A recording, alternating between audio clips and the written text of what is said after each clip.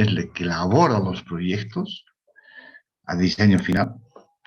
Cuando habla de elaborar un proyecto, quiere decir que hace los cálculos estructurales, los planos, las condiciones de la licitación, elabora el pliego de especificaciones técnicas, el presupuesto referencial en función de los análisis de precios unitarios y el DBC correspondiente.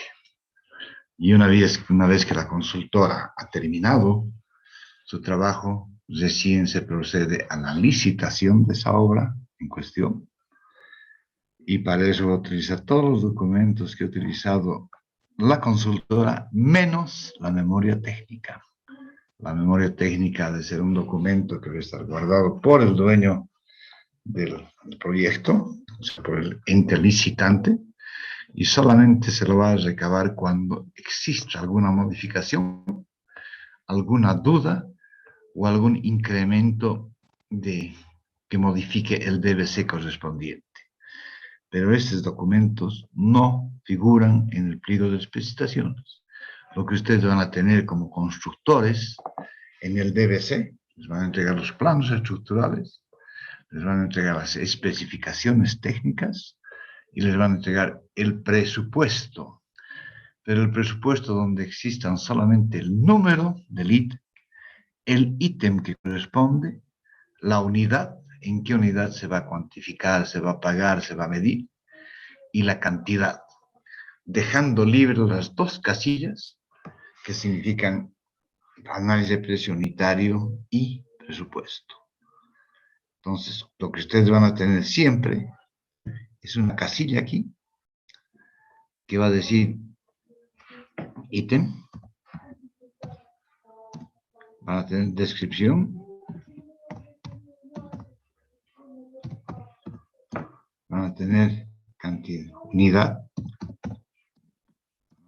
cantidad. Esta es una planilla de presupuestos general. Este es precio unitario. Y por último, precio total. Entonces, ¿qué van a poner aquí? Ítem, por ejemplo, van a poner ítem 1. Ustedes dan un ejemplo nada más. Ítem 1. ¿Qué es el ítem 1? Generalmente está identificado por la instalación de faenas, generalmente.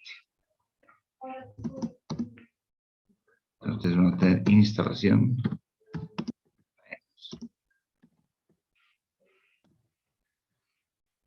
Y aquí van a tener una unidad, y esa unidad para ustedes ha de ser global. ¿Qué quiere decir global?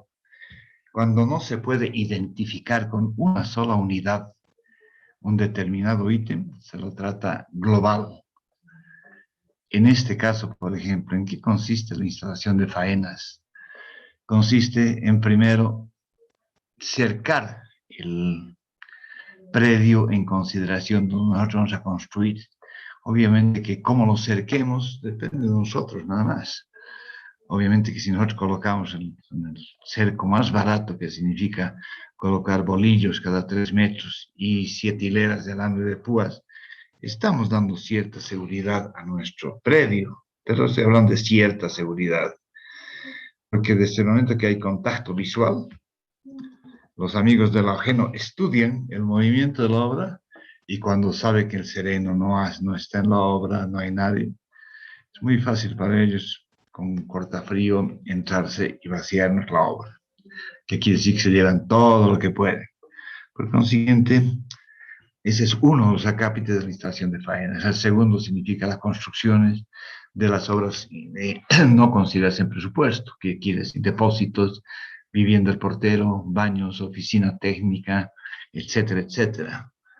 Además, consiste también en trasladar toda la maquinaria ofertada a la obra y tiene que estar ya presente.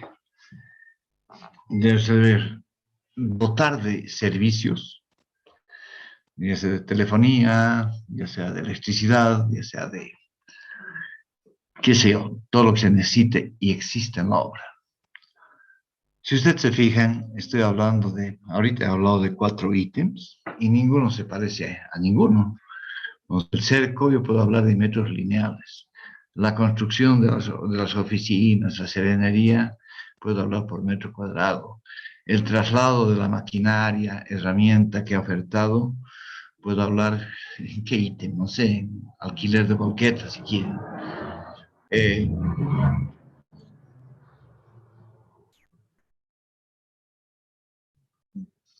si se fijan, tienen varias unidades, no hay caso de estipular y decir, yo voy a cotizar la instalación de faenas en metros cuadrados. No, porque hay tantos ítems. Entonces, lo mejor en este caso es hablar de un precio global. Y cuando tenemos el precio global, entonces obviamente la cantidad siempre es 1. Y aquí en el precio unitario, supónganse que me sale 6.800. Por consiguiente, en el precio total ha de ser el 6.800 multiplicado por 1 me va a dar 6.800. ¿Qué significa esto? El precio total de este ítem significa 6.800. Esa es la elaboración de la planilla de presupuesto de cualquier obra. Y aquí están numerados todos los ítems. El ítem 2 será el replanteo, el ítem 3 será excavación, el ítem 4 será cimientos, el ítem 5 será hormigón armado en fundaciones, en vigas, columnas, etcétera, etcétera. Entonces, la suma de estos precios totales es el que me va a dar el precio final total que cuesta toda esa obra, la parte que ha sido licitada. ¿Alguna pregunta?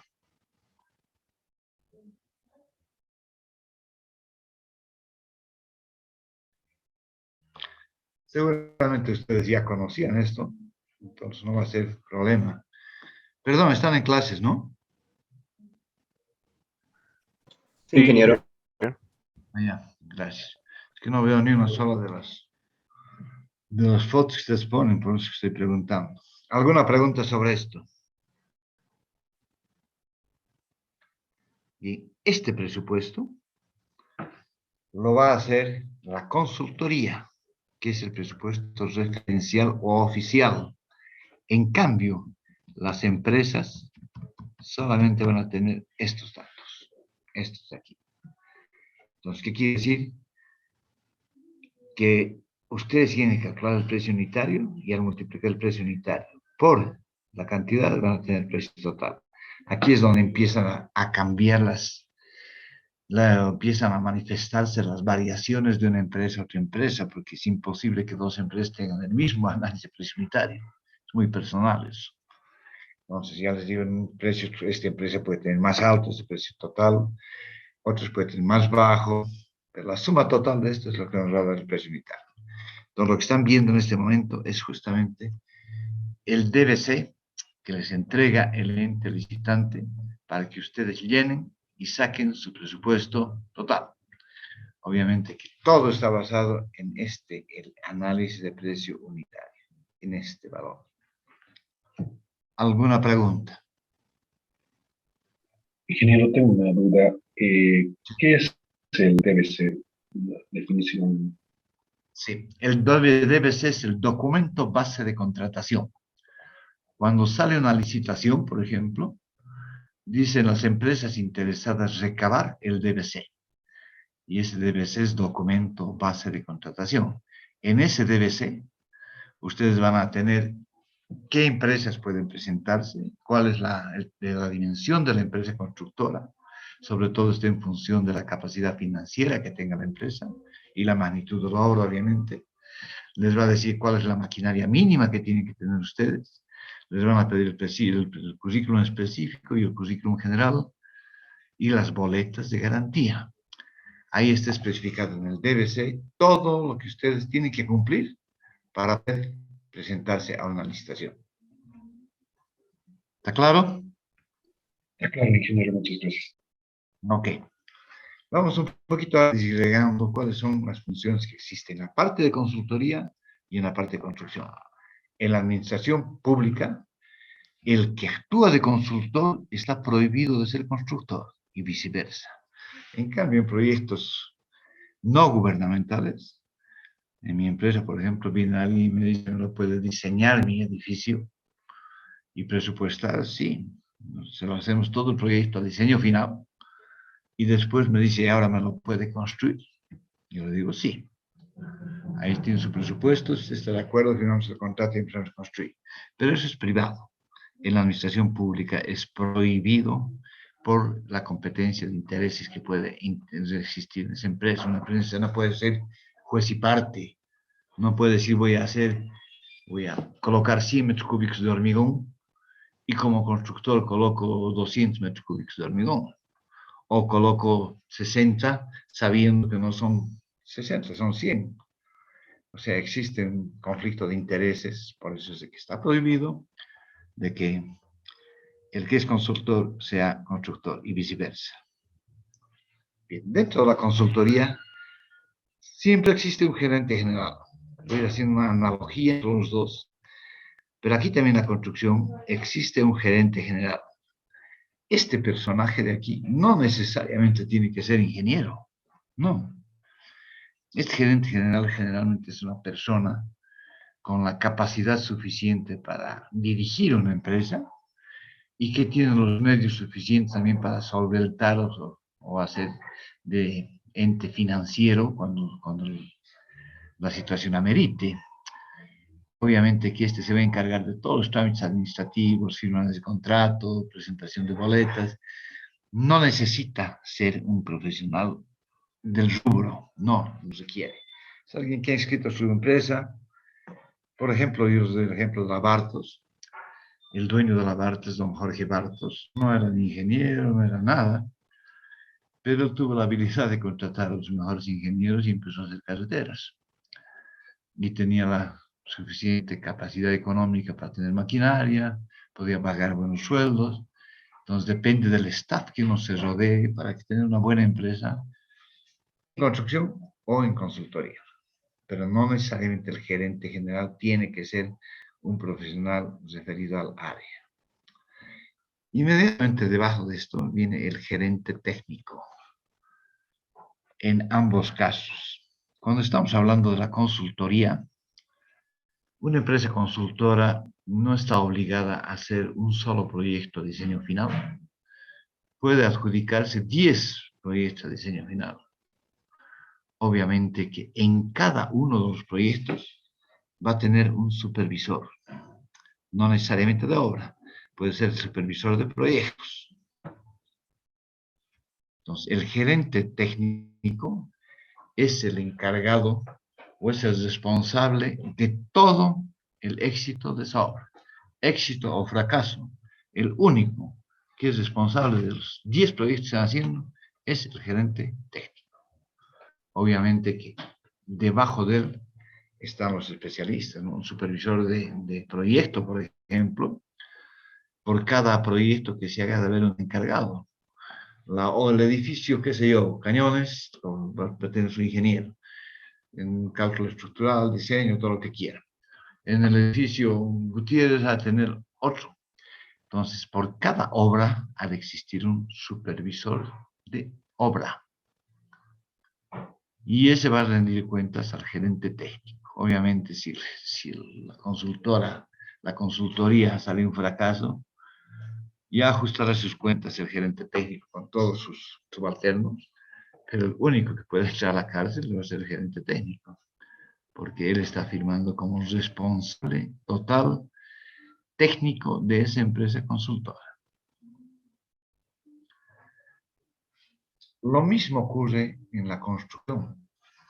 Existe un gerente técnico general, o que también lo llaman subgerente.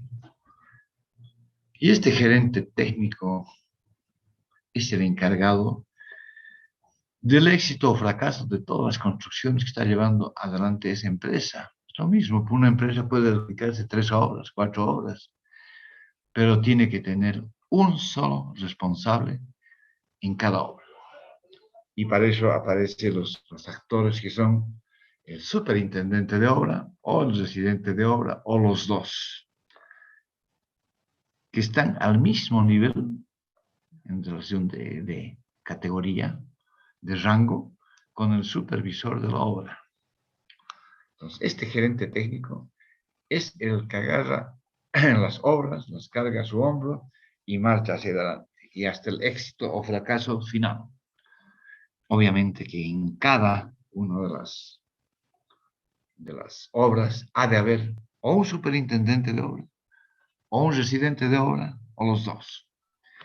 Esto está en función directamente del monto de la licitación, que lo mismo rige para este supervisor de proyecto. Este supervisor de proyectos y el superintendente de obra o un residente de obra están catalogados que un superintendente de obra tiene que tener en su currículum específico más de $500,000 certificados. En otras palabras, estamos hablando de un ingeniero senior. ¿Qué quiere decir esto? Que sumando todas las obras donde él ha sido superintendente, suma mayor a $500,000 como remuneración. No, perdón, como monto de la obra. Nos puede haber habido una obra de, qué sé yo, $100,000, otra obra de $200,000, sigue sumando. Y él tiene que superar la suma de todas las obras, $500,000. Si no suman los $500,000, directamente se queda como residente de obra, en que su currículum es menor a los $500,000 en ejecución de obras. Y aquí en supervisión lo mismo. Entonces el rango, si ustedes quieren, está en función de la experiencia. Porque este monto, de cierta forma, dice la experiencia que tiene el profesional en obras de gran magnitud.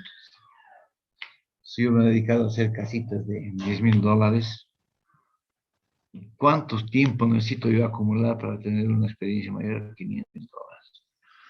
En cambio, de repente yo hago un edificio, estoy de superintendente, y ese edificio cuesta $2,000,000. Y estoy habilitado para ser superintendente de obra de cualquier edificio. Pero aquí discrepemos ciertas cosas, distingamos ciertas cosas. Porque cuando estamos hablando de currículum específico, es relacionado con ese tipo de obras. Yo puedo tener, digamos, $20,000,000 de experiencia específica en construcción de edificios. Y puedo tener, qué sé yo, $500,000 en carreteras. Si la licitación es para carreteras, lo que manda son los $500,000 como específico. No me sirve el de $20,000,000 de construcción de edificios. O sea, el específico es relacionado directamente a la similitud que existe con la obra que se va a ejecutar y el currículum específico que no tenga. Entonces, yo puedo tener un excelente currículum en carreteras, si quieren, y tengo cero experiencia en sanitaria. Nunca he hecho un proyecto sanitario. O sea, nunca he dirigido, nunca he sido responsable.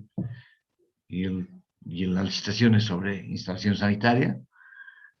Directamente me sirve mi título de ingeniero, pero no como especialista. Por consiguiente, no puedo aspirar a una superintendencia de obras, sino una residencia de obras. Ahora, yo les decía que este superintendente de obra y residente de obra pueden trabajar juntos. Por ejemplo, cuando yo construí la Católica, yo estaba de superintendente de obra, pero tenía 3 residentes de obra que trabajaban conmigo. Eso por la magnitud de la obra, porque ya cuando se va avanzando, es imposible, yo diría, controlar el piso séptimo y al mismo tiempo controlar el sótano y al mismo tiempo controlar el cuarto piso. Son diferentes actividades que se están realizando en los diferentes pisos. Entonces, una sola persona es imposible que controle y dirija esto.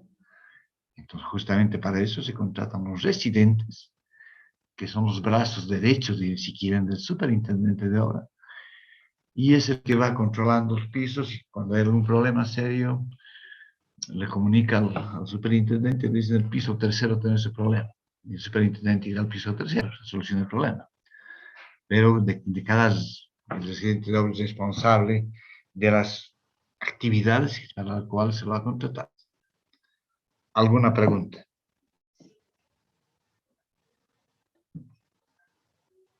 Inge, una pregunta. Adelante. En este caso, entonces, el gerente general no tiene que ser necesario por profesión, por ingeniería civil, entonces, Inge. No, ni arquitecto, ni nada.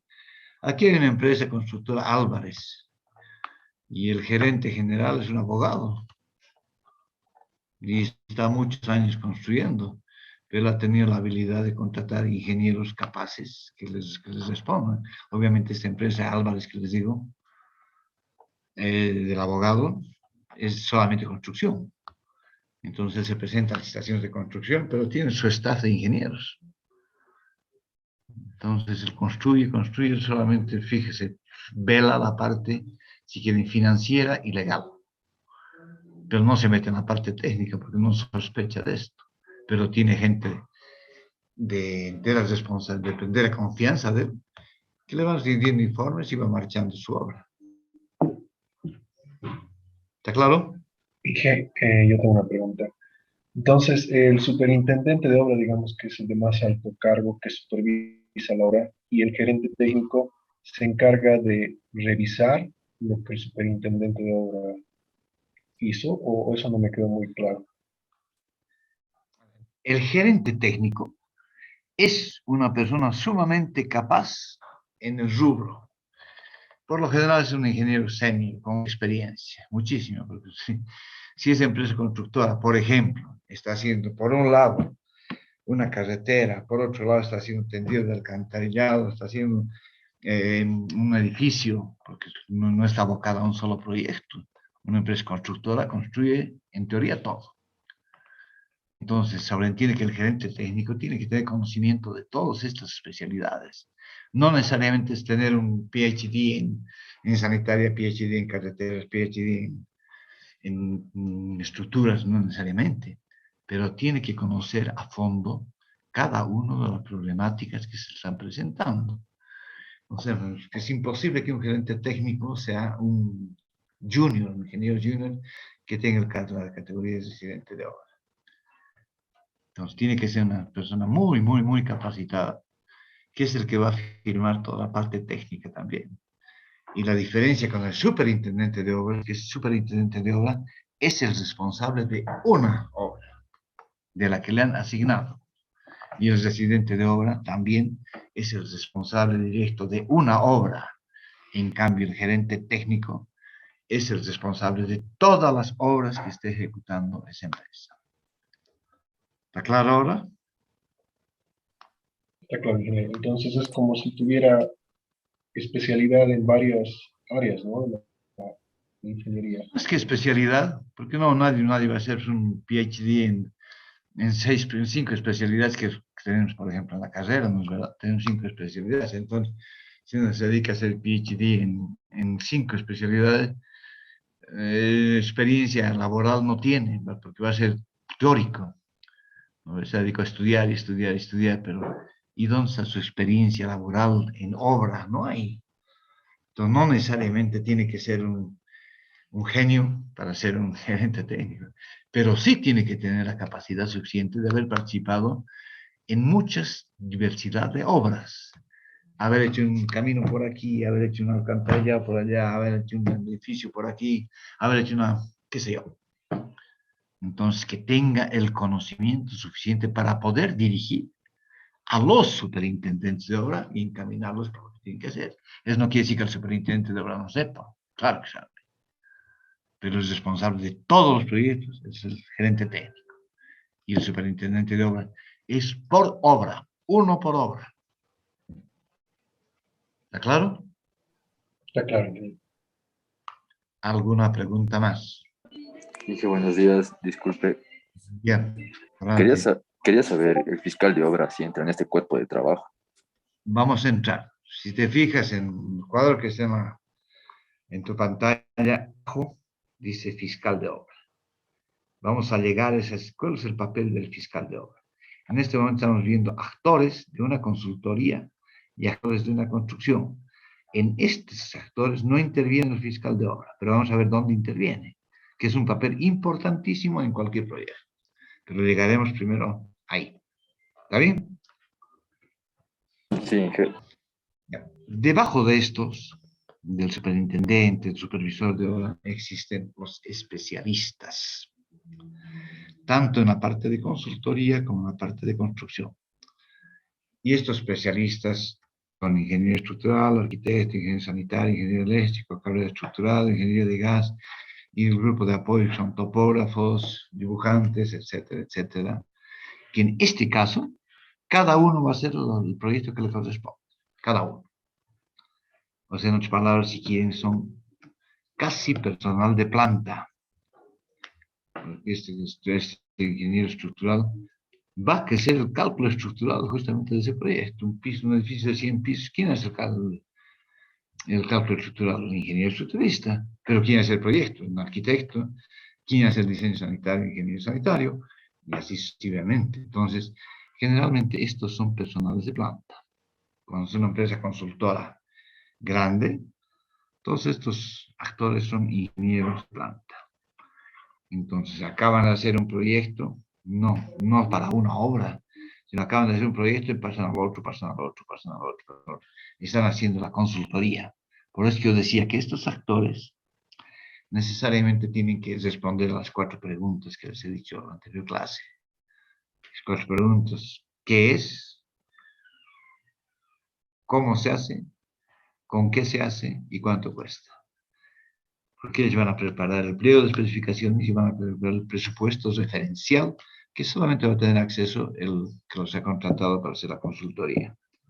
En algunos casos se publica, en otros casos no. Simplemente se va al precio más bajo, que esos son requerimientos de las grandes agencias financieras como es el Banco Mundial, Banco Interamericano de Desarrollo, la CAF, etcétera, etcétera. Ellos generalmente cuando financian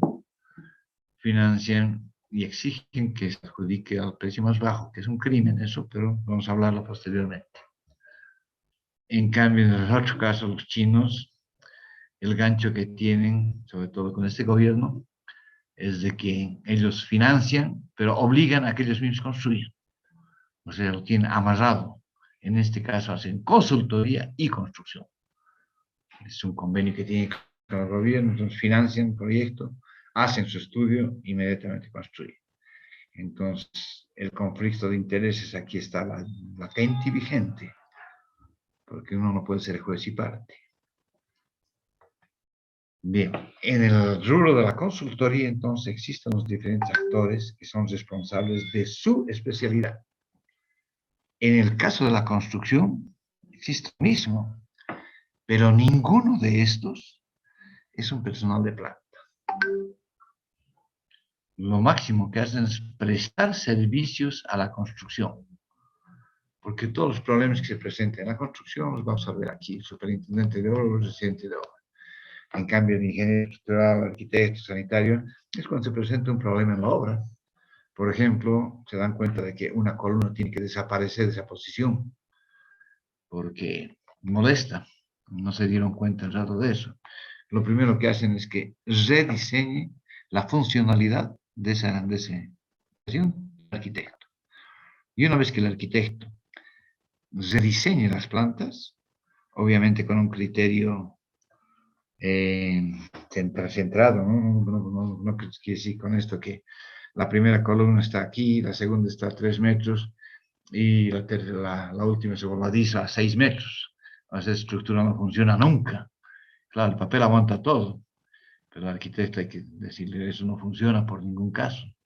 No podemos tener un voladizo de 6 metros y un contrapeso de 2 metros. Eso no funciona. Entonces tendrá que hacer su rediseño considerando la resistencia estructural. Y ahí es el que toma toda la carta del asunto, es el ingeniero estructural. Y es el que dice, ¿puede o no se puede el arquitecto? Y una vez se ponen de acuerdo, diseñan, rediseñan esto y empieza el cálculo estructural. Generalmente el sanitario, el eléctrico no afecta cuando el problema es estructural, pero puede afectar en el problema sanitario. Entonces contrata un ingeniero sanitario para que solucione un determinado problema. Y lo mismo en la eléctrica es diferente. Cuando estamos hablando del cableado estructurado, estamos hablando de voz, de señal y voz. Señal y datos. Entonces, es una especialidad ahora, antes el ingeniero eléctrico, así es, ahora no. Hay un especializado en cable estructural, que generalmente este es visto, se lleva por escalerillas, justamente para poder hacer revisión inmediata en cualquier falla que exista. El mismo proyecto de ingeniero de gas es un especializado en ingeniería de gas. Es el que se encarga de hacer todos los trámites entre yacimientos para obtener la licencia y la instalación del circuito de gas. ¿Alguna pregunta?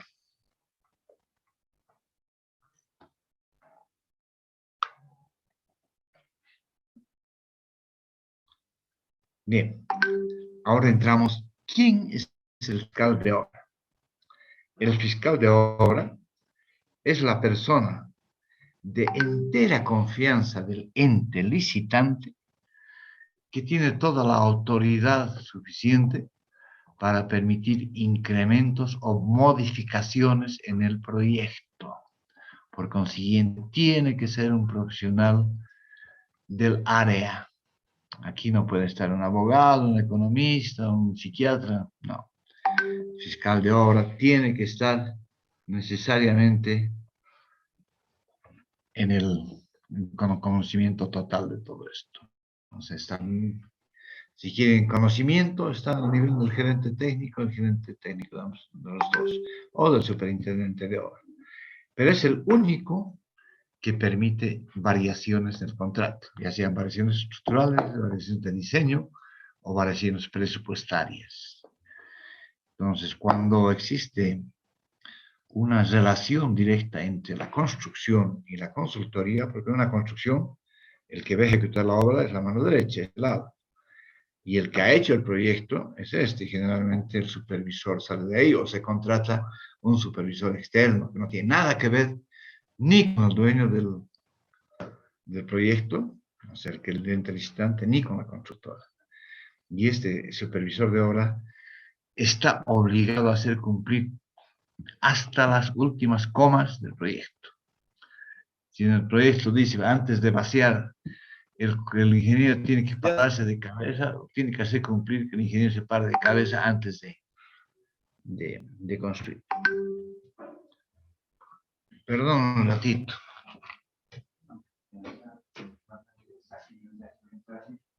No sé quién es. Gracias.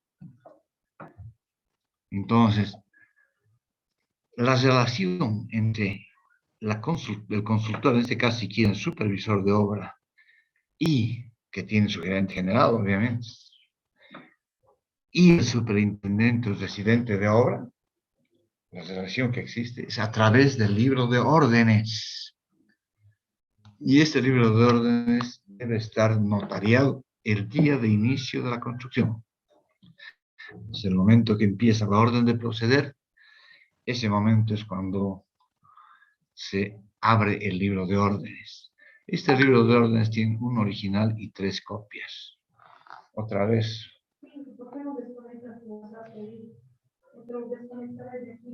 No me importa, ¿por qué me manda tanto? ¿Qué quiere? Entonces, el libro de órdenes les decía que es un libro donde tiene un original y 3 copias. Esto se escribe sobre el original y tiene que existir 3 carbónicos. Y allá se pone absolutamente todo lo que ocurre en la obra. Para darles un ejemplo, si yo necesito vaciar la losa del piso 3, con una semana de anticipación, yo lo tengo que poner al señor supervisor de obra. Solicito autorización para vaciar en tal fecha la losa del piso 3. Y el supervisor de obra me tiene que contestar y decir, ¿está autorizado o no está autorizado? Pero para poder contestarme, él tiene que revisar. Porque desde el momento que me autoriza, es corresponsable de la ejecución de esa losa. O sea, no solamente la empresa constructora tiene la culpa si se colapsa eso. También es él porque él autorizó. Es quiere decir que estaba de acuerdo, que estaba bien ejecutada, bien armada. Si ustedes saben que en la losa lo primero que se hace es encofrar, después armar y después vaciar. Entonces, antes de vaciar, obviamente, el supervisor tiene que revisar que el encofrado esté estanco, que no esté firme, que los fierros respondan a las planillas de fierro y a los planos estructurales. O sea, revisa todo. Por eso se le dice con anticipación de una semana, o de 3 días, o de 2 días, depende cuánto exige el supervisor. Entonces, el supervisor tiene que poner ahí, decir, señor superintendente de obras, se autoriza el vaciado de la losa del piso 3 en fecha tal. Entonces, está autorizada esa variación, ese vaciado. Pero también yo puedo decir, señor supervisor, le comunico que en el piso 3 se ha presentado un problema de colocación de muros. Solicito dar solución al tema. Entonces el supervisor va a ir y va a decir, efectivamente hay un error. Entonces se instruye a la constructora a modificar de aquí a allá. Todo esto es a través del libro de órdenes. Las aceptaciones orales o verbales no tienen ningún valor, ninguno. Ay, no hay, pero tú me dijiste que yo haga esto. ¿Dónde dice eso? No tiene ningún valor el tú me dijiste. En un caso de un problema, de un conflicto de interés entre cualquiera de las partes y sale a relucir el libro de órdenes, el perito dirimidor se va a basar directamente en el libro de órdenes para saber qué instrucciones fueron aceptadas o qué instrucciones no fueron aceptadas. Entonces, toda comunicación se debe hacer a través del libro de órdenes. Y ojo, no se puede borrar, no se puede tachar, no se puede eliminar, arrancar hojas. Tiene cárcel esto. Si alguien se ha equivocado, entonces debajo dirá, por un error involuntario o voluntario, sin querer lo que quieran, solicitó lo siguiente, pero hago la corrección y solicito solamente esto. Entonces, el supervisor va a decir, te equivocaron, estaban pidiendo si yo autoricé, pero ahora aquí esta nueva autorización. ¿La autorizo o no la autorizo? Ahí está justamente la historia del desarrollo de la obra, que está en una relación directa entre el supervisor y el superintendente de obra, el residente de obra. Este libro de orden solamente puede ser llenado por estos actores.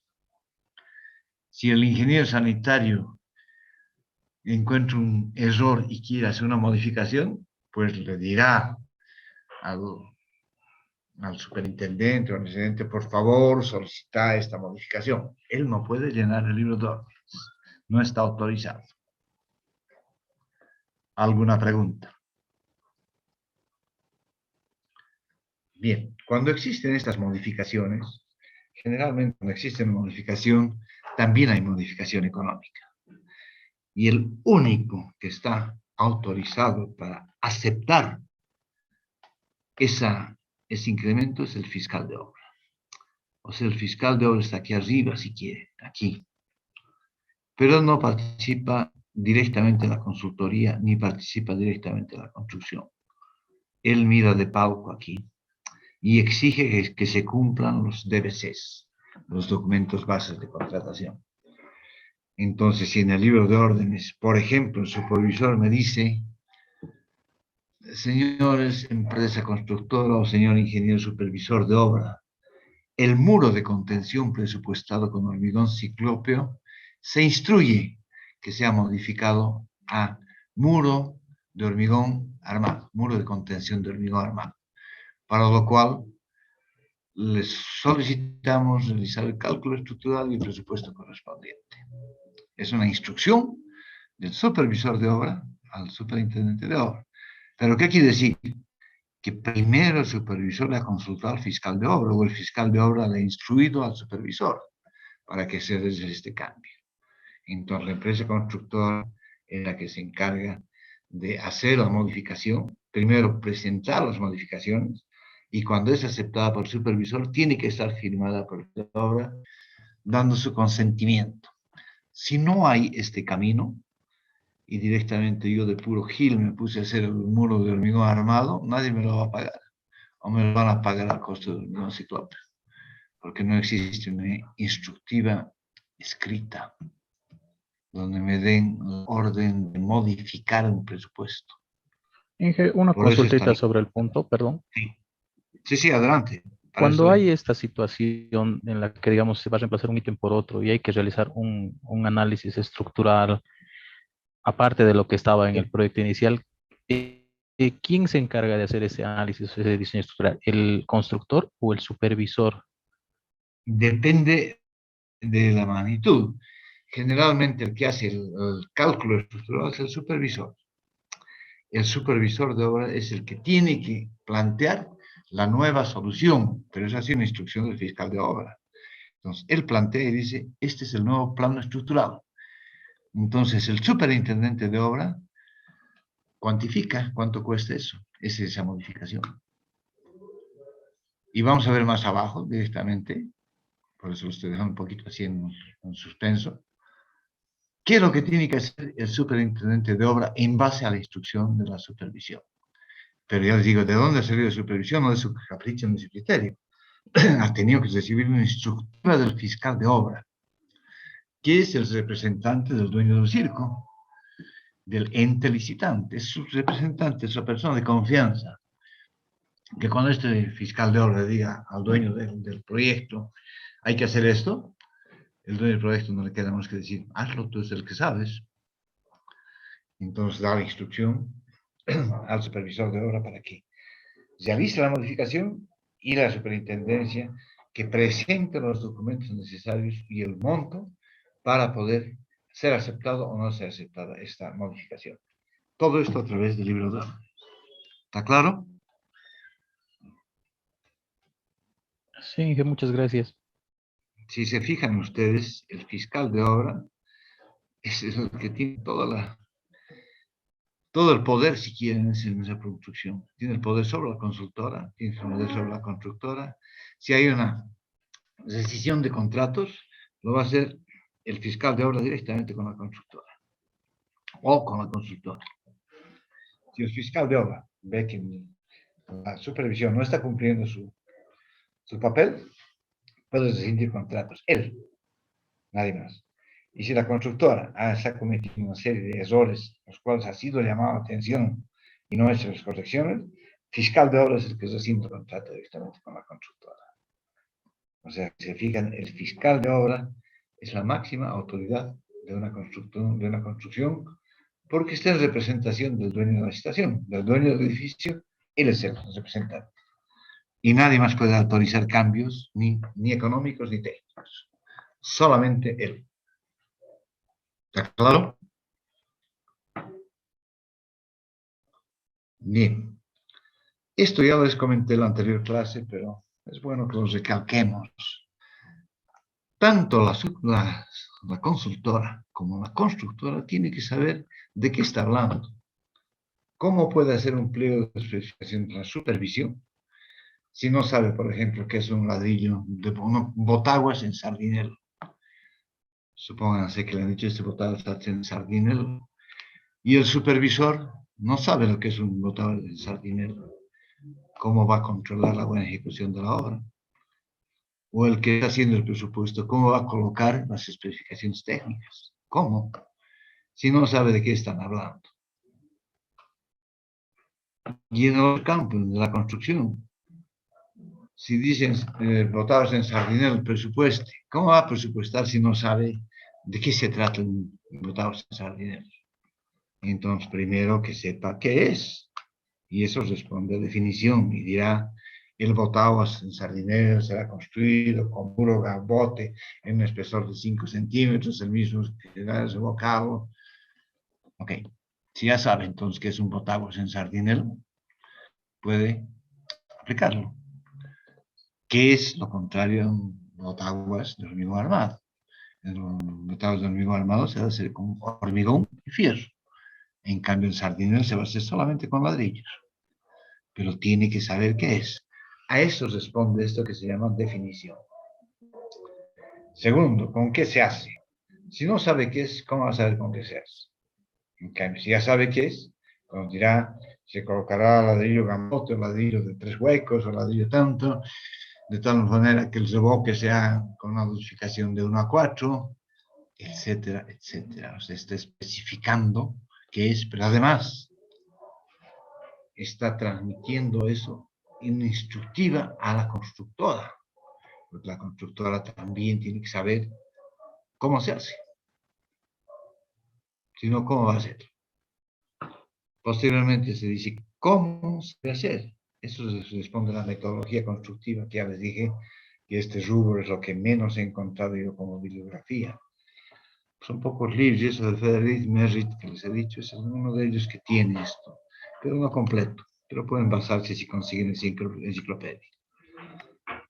Entonces, ¿cómo se realiza esto? Entonces, ahí dirás, se debe colocar el primer ladrillo a un lado, el otro ladrillo en la otra punta, se estirará un hilo y se irá colocando sobre mezcla los ladrillos echados, parados, de coto, qué sé yo.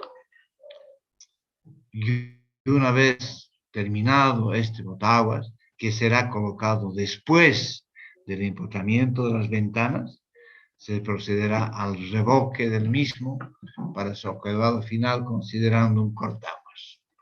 Esa es una especificación técnica.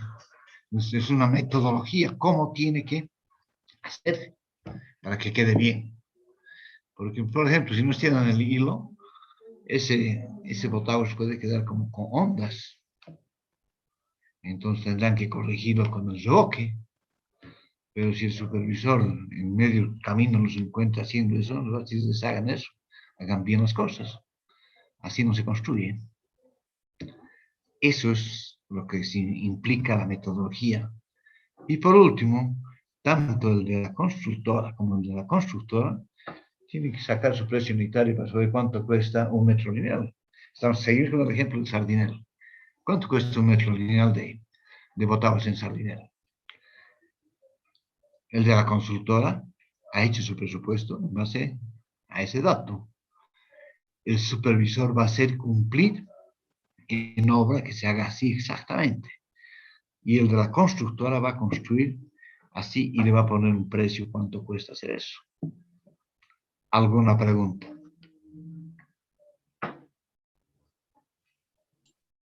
Y que si, por ejemplo, del ítem excediera el precio al de la consultoría, en ese caso, ¿qué se haría? Yo te digo, anteriormente les expliqué cuando estaba haciendo análisis de precios unitarios, es imposible que una consultora una constructora tenga el mismo resultado final de la licitación. Es imposible que una empresa saque $98,000, 98,146, y otra empresa tenga $98,146. Imposible. Porque quiere decir que se han copiado los precios unitarios. En otras palabras, se están perjudicando los dos, porque solamente uno va a ganar. Y por eso les digo, ¿dónde existen las mayores fluctuaciones? Existen en los costos indirectos. En los costos directos es muy difícil, lo vamos a ver más adelante también esto. En los costos directos es difícil porque todos compran la misma arena, el mismo cemento, la misma grava, el mismo fierro. En mano de obra todos pagan, ya les dije, es un secreto a gritos, cuánto se está pagando por metro cúbico. Entonces, en costos directos es muy difícil que existan diferencias radicales. En los costos indirectos, ahí sí, hay las diferencias. Y el costo indirecto significa gastos generales, utilidad, impuestos. Ahí están las diferencias. Entonces, ¿qué pasa si mi precio de hormigón armado es muy alto, pero mi precio de revoque es muy bajo? Se irán haciendo las compensaciones. Entonces, dependiendo del tipo de licitación que se haga, van a resaltar los resultados. Generalmente, ya les dije, las grandes agencias de financiamiento como el Gran Banco Mundial, internacionales, el Banco Mundial, el Banco de Desarrollo, el BID, la CAF, lo que exigen es que se adjudique el precio más bajo. Pero ese es un crimen para mí. Lo vamos a ver también más adelante. Pero, ¿qué están haciendo al exigir el precio más bajo? El ente licitante ha contratado una consultora y esa consultora le ha dicho que cuesta $1 millón ese proyecto. pero el ente licitante no lo publica, lo tiene guardado ahí, en 10 llaves si quiere, lo tiene, y saca la licitación. Entonces empiezan a correr las especulaciones y dicen, yo he logrado averiguar que el precio oficial son $900,000. O dicen, no, a mí me han soplado que son $850,000. Obviamente que sopladas cuestan plata, ¿no? Porque existen los incidentes que del equipo del dueño, que por ganar plata empiezan a dar datos. Y por cada dato que hacen, cobran. Entonces, la corrupción empieza ahí arriba. Entonces empiezan a dar datos y datos y datos. Y obviamente algún rato me llega a mí el dato y me dicen, hay una empresa que está presentando con 600,000. Con 600,000. Entonces yo me presentaré con 590,000. ¿Y qué estoy haciendo? Estoy haciendo a un lado mi análisis de precios unitarios y me estoy acomodando a lo que dicen. Entonces, como yo soy el precio más bajo, porque eso ha exigido el Banco Mundial, por ejemplo, yo me adjudico. Y para que no ejecute mi boleto, porque me doy cuenta que mi precio está tirado hacia abajo, decido hacer la obra. Pero en el interín yo he tenido que pagar un 10% de coima para que me adjudiquen la obra. Mis precios unitarios se han ido al suelo también, porque tenía que entrar unos 590,000 cuando el precio oficial no publicado era 1,000,000. Entonces me doy cuenta que estoy yendo a perder como en la guerra. Entonces, ¿a qué me han obligado? A que el rato que yo pueda le meta menos cemento, el contrato de ladrillos de tercera, no de primera. Me han obligado a eso. Para no perder plata, yo empiezo a estafar en la calidad de la obra. ¿No es cierto? Entonces, ese sistema del precio más bajo es un crimen. El sistema que no sé por qué razón el gobierno de Carlos de Mesa en el 2005 lo abolió, era excelente, porque se hablaba del PRMMA.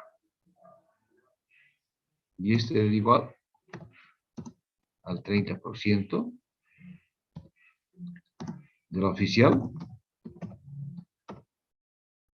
más el 70%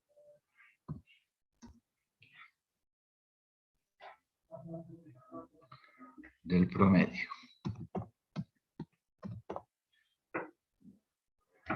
Entonces, si quieren, era cómo se calificaban las obras con el PRMA, que significa precio referencial más adecuado. Esto era excelente. Aquí hay un error. Bueno, no puede ver 320%, es 30%. Corríjanme esto, por favor, yo no podría corregirlo. 30% el oficial más 70% el promedio. Veamos un ejemplo. Que el precio oficial sea 1,000,000.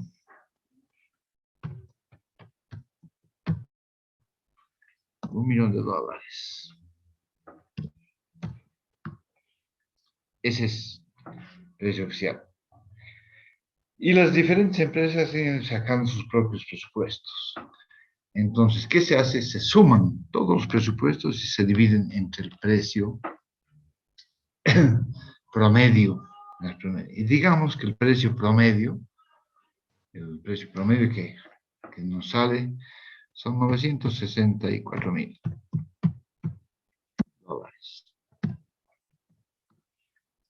Es lo que ha salido.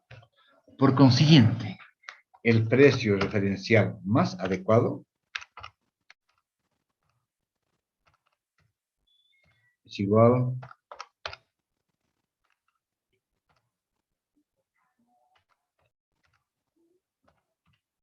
a $974,800, de acuerdo a esto.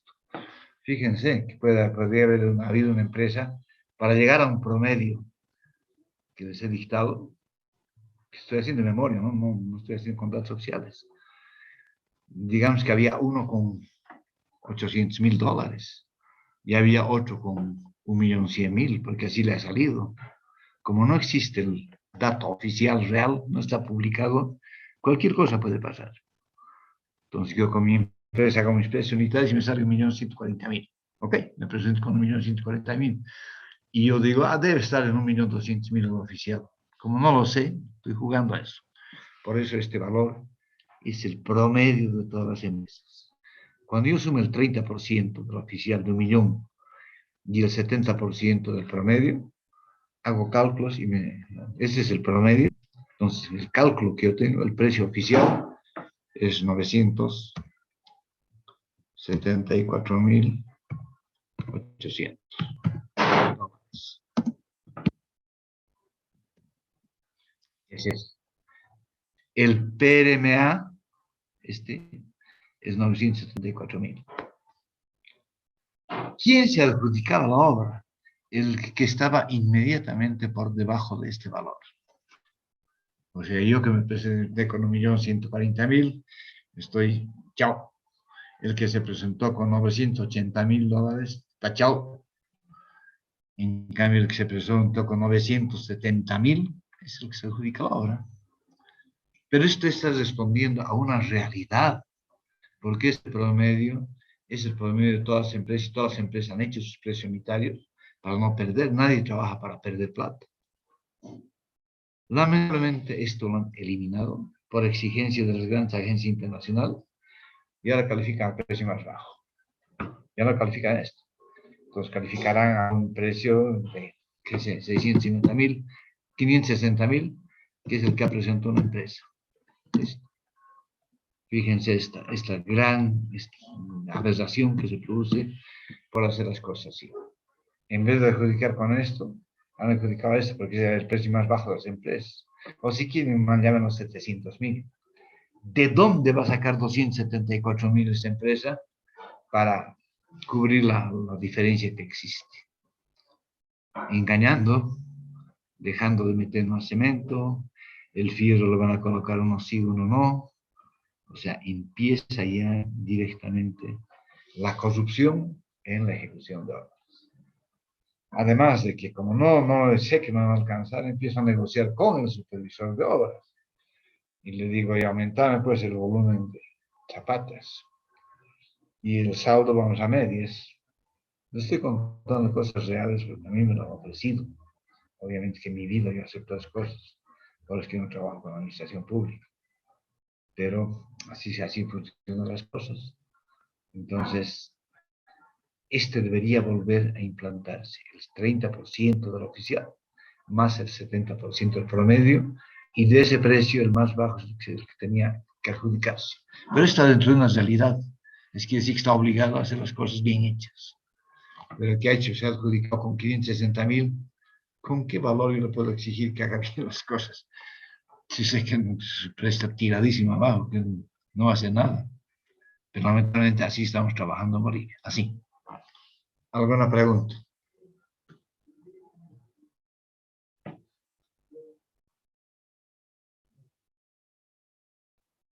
¿Está claro? Sí, jefe. Claro. Ok. Gracias. Bien. Una vez que hemos pasado esto, aquí hay una incógnita que me saltó a la mente cuando yo me titulé de ingeniero. Porque empezaban haciendo el colegio Unicuatro, que era la carretera Chapare, y no sé qué horas más, no me acuerdo. Pero, ¿quién se adjudicaba las obras? Empresas extranjeras. Todas las obras grandes, sobre todo en carreteras, se adjudican a las empresas extranjeras. Queiroz Galbao, Andrade Gutiérrez, ¿qué se llama esto otra? Hay empresas españolas, la que está haciendo el tren metropolitano. O sea, siempre se adjudican empresas extranjeras. Entonces yo decía, ¿por qué tienen que adjudicarse empresas extranjeras? ¿Acaso no hay capacidad en el país para hacer estas mismas obras nacionales. Es más, estas empresas extranjeras nos contratan a nosotros para que hagamos las obras. Entonces, ¿dónde está aquí el asunto? No puede ser que se adjudique una empresa brasilera, española, suiza, china, de lo que quieran. Y lo primero que hacen cuando se adjudican es contratan profesionales bolivianos, que encima los explotan, porque en su licitación ellos colocan precios de residente de obra de $8,000 y aquí máximo le pagan $2,000, haciéndolo muy bien. Entonces, un lucro oculto para la empresa que se ha adjudicado la obra. Y encima los tratan de estafar y no pagar beneficios sociales. Bueno, lean el periódico y no necesito contar yo lo que está pasando en el país. Entonces, ante esta interrogante que tenía, ¿por qué no se adjudican las empresas constructoras nacionales? Ya con el desarrollo del trabajo me pude dar cuenta por qué. Y eso está directamente relacionado con la capacidad financiera que tiene una empresa. Aparte de que cuando yo presento una planilla de avance de obras, me van a pagar los 3 meses porque tienen que revisar, la burocracia así les da el tiempo para revisar eso. Quiere decir, de esos 2 meses que no me están pagando, no quiere decir que yo tengo que paralizar las obras. Yo tengo que seguir construyendo. ¿Pero con qué plata? Con la mía. ¿Por qué no me han pagado mi planilla de avance de obras? Entonces necesito una capacidad financiera para que la obra siga avanzando y no se paralice por falta de pago de planillas. Entonces, ya desde el inicio estamos viendo que tenemos que tener capacidad financiera que está directamente proporcional al total del contrato. Las planillas irán avanzando de acuerdo al cronograma de avance de obra que tengamos, pero no nos van a pagar inmediatamente. Entonces, lo que yo pude determinar y hasta el día de hoy está vigente. ¿Cuáles son los requisitos para las licitaciones? Lo que les decía en el DBC está especificado esto, en el documento base de contratación está especificado esto. Y lo primero que uno tiene que presentar junto con la licitación, con la propuesta, boleta de seriedad de propuesta, que equivale al 1%. Haremos números para que lo ahorres bien con el mismo ejemplo. Tenemos $1 millón. Tenemos que ese es lo que se ha adjudicado una obra. $1 millón. Entonces, cuando yo necesito boleta de seriedad, la propuesta es el 1%. ¿Cuánto es el 1%? Estoy hablando de $10,000, ¿no es verdad? Mi boleta es de $10,000. Es el 1% del monto total. O sea, si os reduzco aquí, son $10,000. Entonces, en el mismo DBC dice la máxima, la erogación que podrá dar para iniciar las obras el ente licitante es un 20% contra boleta de buena utilización de anticipo. Entonces, cuando yo tengo que presentar, porque no voy a trabajar con mi plata, no tengo por qué financiarse una obra. Entonces, cuando yo me adjudico de una obra, entonces me van a dar una boleta por el 20%. 20%, ¿qué significa? Significa $200,000. ¿No es verdad? Me van a dar $200,000, pero yo tengo que sacar esta boleta del banco. ¿De dónde si no yo voy a tener una boleta de buena utilización de algún chip? O sea, algún banco me tiene que dar esta boleta para que yo presente junto con el rato que yo pida el anticipo. Pero el banco no me va a dar los $200,000 por mi linda cara. El banco me va a pedir respaldo, cuál es mi activo fijo, cuál es mi patrimonio. Y en este patrimonio no se puede incluir la maquinaria. Esto debido a que la maquinaria es un instrumento vendible. Yo puedo declarar que tengo un tractor de $100,000, y el banco me da la boleta y al día siguiente lo vendo. Obviamente me pedirán papeles, pero se hace complicada la cosa. Entonces yo necesito $200,000 en activos fijos de mi empresa, quiero decir, lote, casa, oficina, lo que sea, y tengo que tener $200,000 para que el banco, perdón, $350,000, porque el banco me da 1,5 a 1, no me da 1 a 1. Entonces, para darme $200,000, me va a pedir directamente $300,000 como activo fijo de mi empresa. El banco nunca pierde un peso. Además, tengo que entregar boleta de cumplimiento de contrato, que es el 7%. ¿Qué significa este 7%? Significa que cuando yo no entregue la obra en el plazo establecido, se ejecuta esta obra del 7%. Obviamente que no es a la letra muerta, porque en el interín de la construcción se pueden presentar imprevistos, accidentes, imponderables, por ejemplo, una manifestación, o lo que ha pasado el año pasado, el 2019, que me ha estado 20 días sin trabajar, a veces, saliendo a las calles a reclamar, pero se paró el país, 20 días nadie trabajó. Entonces no pueden correr como tiempo de ejecución de obra, eso no pueden. Entonces, retardación de la obra con motivos justificados se los anota en el libro de órdenes. Bueno, directamente tenía que vaciar hoy día y se me cayó tal chaparrón que no pude vaciar. No es mi culpa. Yo no podía haber previsto que me iba a llover en semejantes cantidades. Por consiguiente, yo coloco en el libro de órdenes, se solicita a la supervisión considerar en el tiempo de ejecución de obra la pérdida del día de hoy por precipitación pluvial exagerada. Entonces el supervisor dice, al lugar corresponde, y listo. Entonces se va alargando, pero si después de eso yo sigo atrasado en la obra, pueden ejecutar mi obra. Me van a decir, a su riesgo, tienen hasta cubrir el 7%, te puede ir perdiendo esa plata, pero cada día vamos a ir recontando de acuerdo a la multa estipulada en el DBC. Y esto significa $70,000.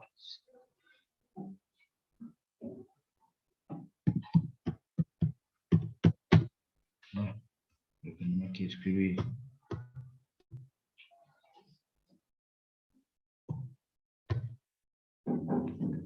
$70,000, que me significa ese 7%. Y por último, tengo la boleta de buena ejecución. Entre la entrega provisional y la entrega definitiva hay un tiempo de prueba y eso tiene que estar garantizado, de tal manera que cualquier vicio oculto que se presente en la ejecución o cualquier obra mal ejecutada, a su propio costo la empresa o constructora tiene que reponer esto. Entonces estamos hablando de $100,000. ¿Es verdad? O sea, ¿qué quiere decir? Que yo tengo que tener activo fijo $380,000. En teoría, porque de $380,000, el banco me va a pedir que yo tenga en activos fijos $570,000. ¿No es verdad? Y estos $570,000, pues solamente vayamos a la novena, 380, significa que es el 38% del monto del presupuesto que yo tengo que tener activos fijos. ¿Tengo? Si no tengo esto, ningún banco me ha hecho boletas. Y si no presento boletas, ni me van a tomar en cuenta, me van a descalificar. Entonces, si hablamos, por ejemplo, de la carretera del TIPNUS, $486 millones, eso es lo que, perdón, $415 millones, que es lo que iban, que OA se adjudicó. Quiere decir que yo tenía que tener $157 millones en activo fijo para poder adjudicar en esa obra. Es el 38% que está demostrado con esto. Entonces, como yo como empresa nacional no tengo como activo fijo $157 millones, entonces otros se adjudican. ¿Y por qué se adjudican extranjeros? La del Brasil, por ejemplo, el Banco do Brasil les da esas boletas a las empresas constructoras brasileñas, pero si la obra es fuera de Brasil. Porque cuando se entra al lío, entra en un lío internacional. Y a veces de gobierno a gobierno, y eso no es fácil de cobrar. ¿No es verdad? Ustedes han visto el tremendo lío que se armaba con Odebrecht, que era una empresa más grande que existe en el Brasil. Y esa es lo que daba los avales a Andrade Gutiérrez, a Querer Galvao, a OAS. Él daba las garantías en el Banco do Brasil. El Banco do Brasil les daba las boletas. Obviamente que trataban de que nunca se ejecuten esas boletas, como que nunca se han ejecutado tampoco. Esta es una de las razones por las que las grandes obras no las hacen las empresas nacionales, pero sí los hacen los profesionales nacionales. ¿Está claro?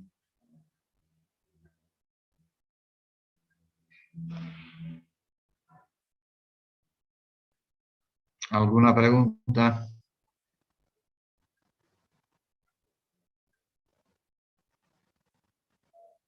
¿No hay preguntas? ¿Aló? ¿Siguen ahí? Sí, Bueno, gracias. Pensé que se habían retirado. Bien, además de esto, una pregunta que me hizo uno de sus compañeros al principio, dije que le íbamos a tocar al final, y está referido a qué cosas deben incluir el libro de órdenes y modificaciones de un proyecto. Todo esto se lo lleva a través del libro de órdenes. Ahora, si hay cartas de intención, también tienen validez, pero deben estar firmadas por autoridad competente. ¿Y qué significa estas órdenes que están asentadas en el libro de órdenes? Orden de proceder. El supervisor instruye a la empresa constructora que inicie obras porque desde ese momento se empieza a computabilizar su cronograma de tiempo. Esa es la orden de proceder que está asentada en el libro de órdenes. O sea, fecha de inicio ya está en ese libro que está notariado y está asentado, fecha de inicio de obras. Y de ahí se empieza a contabilizar el cronograma de tiempos para ejecutar la obra. En el interín puede haber órdenes de trabajo. ¿Qué quiere decir una orden de trabajo? Esta orden de trabajo la da el supervisor al superintendente de obra o residente de obra, consultada con el fiscal de obra. O sea, el fiscal de obra y el supervisor ven por conveniente, pertinente si quieren, de que se haga una orden de trabajo. ¿Qué significa una orden de trabajo? Que, por ejemplo, existe el ítem de hormigón armado. Existe hormigón armado losas, hormigón armado columnas, hormigón armado vigas. Entonces, instruye a la constructora que amplíe la losa del primer piso para que el techo el garaje esté techado, que haga la revisión correspondiente al cálculo estructural. Pero existe el ítem. O sea, existe el ítem de hormigón armado de todos los componentes. Zapatas, vigas, losas, columnas. Existe también el ítem excavación. O sea, lo único que tiene que cuantificar para saber cuánto cuesta ese incremento que me están diciendo que lo haga. Pero existe el ítem, que quiere decir que en el análisis unitario está presentado. Entonces, yo lo único que hago es cuantificar y tengo que respetar el precio unitario del contrato. No puede ser que antes estaba, por ejemplo, con 10% de utilidad, por darles un ejemplo, y aprovechando que es un ítem adicional, yo le coloque 100% de utilidad. No puedo cambiar la estructura de costos. Los porcentajes que se utilizan para gastos generales, para utilidad, para el IVA, el valor agregado y las cargas sociales, para todos los ítems son iguales. No cambian esto. Si yo puse 2% de utilidad en el ítem 1, todos mis ítems tienen que tener 2% de utilidad. Si en cargas sociales yo coloqué 60%, quiere decir que en todos mis precios unitarios está el 60%. No se modifican estos porcentajes de costos indirectos o variables. no se puede modificar. Entonces, como existe el precio unitario, lo que se hace es multiplicar los precios unitarios por los volúmenes de incremento de obra y se tiene el incremento que se tiene, que en ningún caso debe superar al 10%. En realidad, la suma de todos estos no puede superar el 10%, ni hacia arriba ni hacia abajo. No puede ser que yo firme un contrato de $1.000.000 y me vayan reduciendo y termine haciendo una obra de $500.000. Yo no hice mi cronograma y mi estudio de costos en función de 500.000, hice en función de $1.000.000. Eso se llama economía de escala. Entonces ya saben lo que es una orden de trabajo. ¿Qué es una orden de cambio? Voy a utilizar el ejemplo que les dije anteriormente. Yo recibo una instructiva del supervisor. Obviamente el supervisor ha charlado con el fiscal de obra y recibe una instructiva y me dice: los muros de contención considerados de hormigón ciclópeo, favor modificarlos a muros de contención de hormigón armado. Entonces revisamos el presupuesto. Hay el ítem hormigón armado, pero no hay muro de contención de hormigón armado. O sea, en otras palabras, no hay.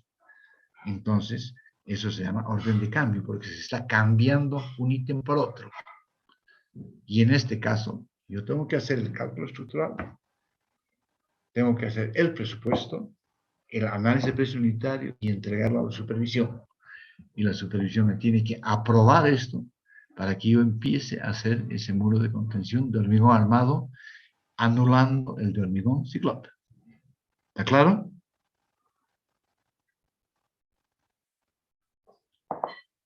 Posteriormente viene la adenda de contrato. Entre todos estos de aquí, los voy a marcar así, entre todos estos, llegan a ver, o sea, lo que eso es resaltado. ¿Lo ven? ¿Con azul? Sí, Sí, se ve, ingeniero. Ok. Todos estos no pueden superar al 10% ni hacia arriba ni hacia abajo. Eso es lo que el supervisor tiene que ir controlando, que todas las órdenes, modificaciones, incrementos o decrementos no puedan estar más allá de 1.100.000 o de 900.000. Pues digo 10% arriba, 10% abajo. No puede. Entonces, ¿qué pasa si por una emergencia se ha llegado a un 11.2%? Entonces, no conviene demoler nada, no conviene rechazar nada. Se ha llegado a un 11.2%. Entonces, se reúne la supervisión con la constructora y con el fiscal de obras, intercambian criterios, analizan todo y dicen: ok, haremos una adenda de contrato, porque en el contrato no nos permite más del 10%. Entonces haremos una adenda de contrato que modifique las condiciones contractuales en tiempo y en costo. Entonces dice: se autoriza un incremento adicional al 10% de 1.22%, que es con eso igual a 11.22. Esa es una adenda, estoy adicionando al contrato algo más. Entonces se hace una adenda de contrato legalmente, hay que hacerlo con abogado, hay que hacerlo con notario, todos los documentos legales para que cumpla su función. Entonces se incrementa ese monto autorizado, pero en tiempo y en costo, porque mayor cantidad de obras significa mayor tiempo de ejecución de obra también. Y por último tenemos el contrato modificatorio. Se ha empezado a hacer proyectos y en el camino se da uno cuenta de que sea un proyecto tan caro o tan barato que no tiene razón de ser. Ejemplo, Puentes Acambaya, estoy de gerente de la supervisión ahí,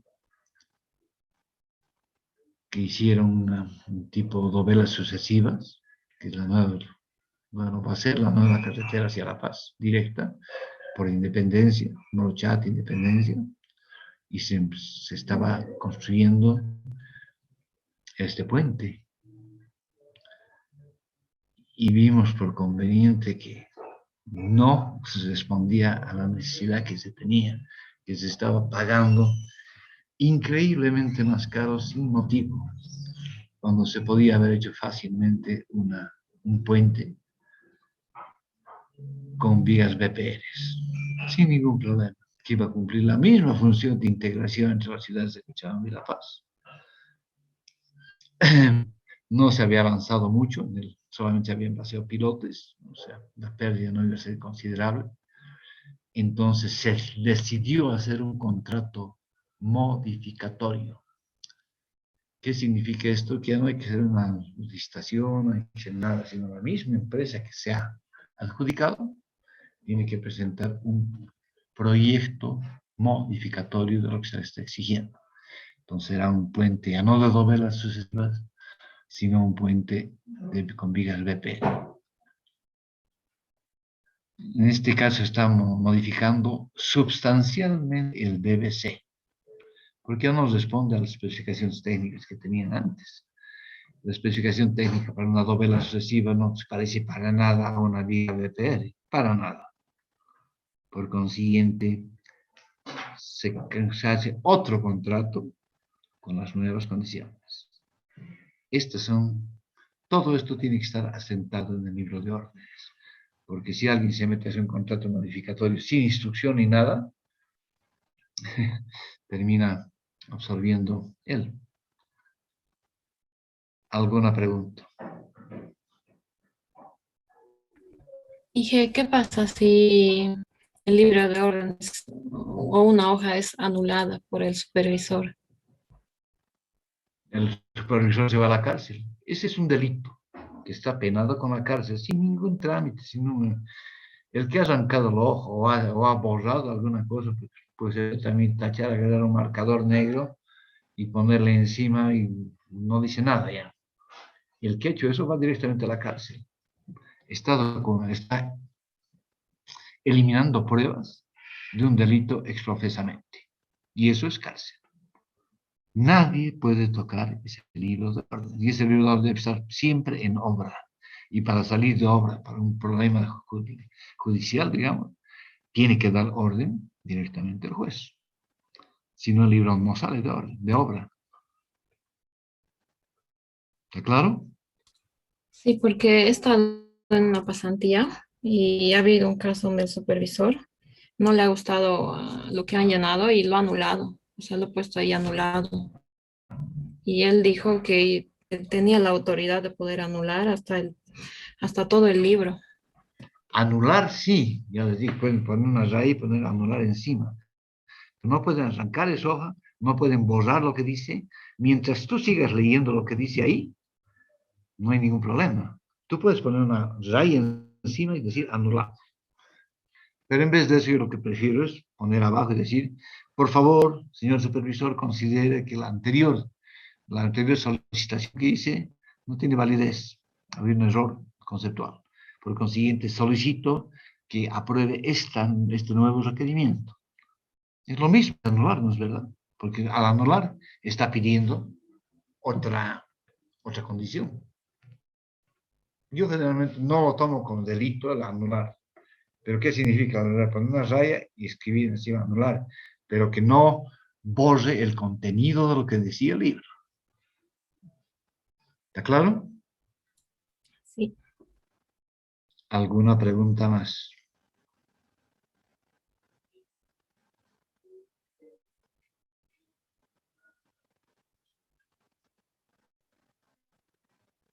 ¿Está todo claro entonces? Si es así, entonces vamos a acabar la clase aquí y nos vemos el día martes. Que tengan un buen fin de semana. Hasta luego. Hasta luego, ingeniero.